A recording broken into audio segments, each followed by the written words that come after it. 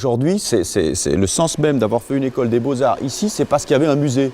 Donc vouloir remettre un musée dans les beaux-arts, c'est juste être cohérent avec un lieu. Ce genre de restauration, par exemple, comme celle de la Cour du Mûrier, plaît beaucoup aux étudiants, qui n'aurait pas été obligatoirement le cas il y a une vingtaine d'années. D'où mon essai de convaincre un petit peu les tutelles et le ministère pour essayer de mettre en valeur et de rendre plus visible d'abord le patrimoine, mais aussi les collections, et essayer de faire un musée du XXIe siècle.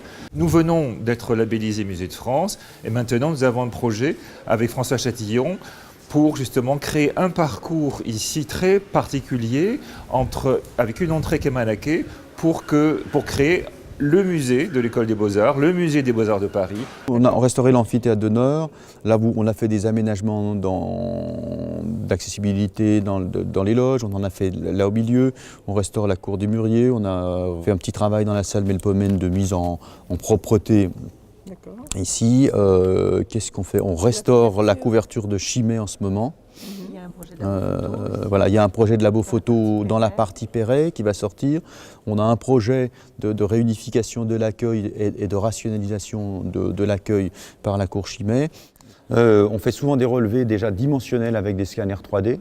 À partir de ces scanners 3D, on refait une maquette numérique à l'envers, c'est-à-dire que sur les plans d'archives, avec les dimensions données par le scanner 3D, on vérifie, on modélise les bâtiments déjà dans leur état initial. Et donc on est en train aujourd'hui d'essayer de voir aussi comment on peut s'ouvrir. On est sur la Seine, on a le Louvre en face, et voir de quelle manière on peut travailler à cette résurrection aussi de ces maisons.